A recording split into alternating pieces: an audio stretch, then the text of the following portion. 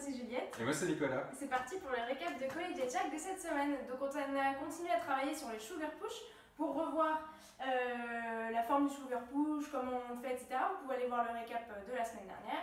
Et cette semaine, on a travaillé sur différentes versions du quick quick avec les crossovers.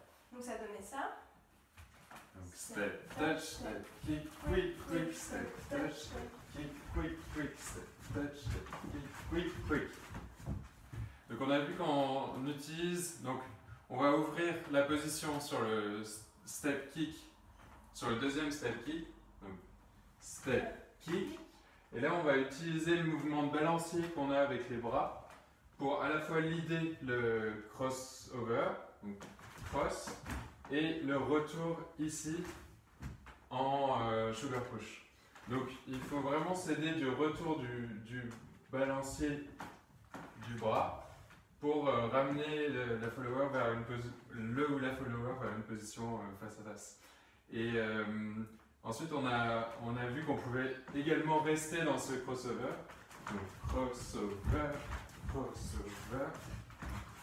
C'est ce qu'on a fait la semaine dernière, de rester sur le crossover, et on a vu comment alterner justement le fait de faire sugar push, crossover, retour en sugar push direct et rester en ouverture. Voilà. Ensuite on a vu que si on fait ce crossover 3 fois, on va entrer dans la structure 6-10. Donc 6 on fait un sugar push classique, quick, quick, et ensuite 10 on fait le sugar push avec 3 crossovers, donc step, kick, 5, 6, 7, 8, 9, 10.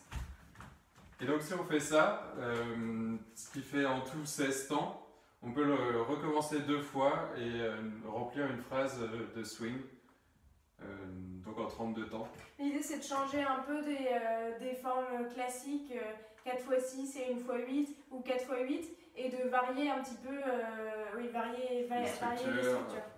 Donc c'est pour ça qu'on vous propose ici de faire 6-10, 6-10. On vous remonte l'enchaînement. Donc il y avait un sugar push.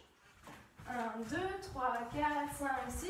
1, 2, 3, 4, 5, 6, 7, 8, 9, 10. 1, 2, 3, 5, 6, 1, 2, 3, 5, 6, 7, 8, 9, 10. Il y en avait 2 d'ailleurs. 2 crossovers et pas 3. Oui, c'est ça.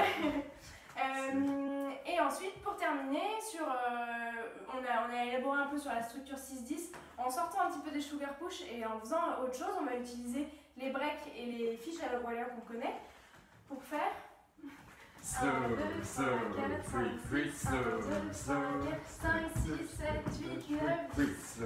3, 4, 5, 6, 2, 3, 4, 7, 8, 9, 10. Donc on fait un pas de basse classique. Et ensuite, on va venir faire les 2 slow, slow, slow, puis le break.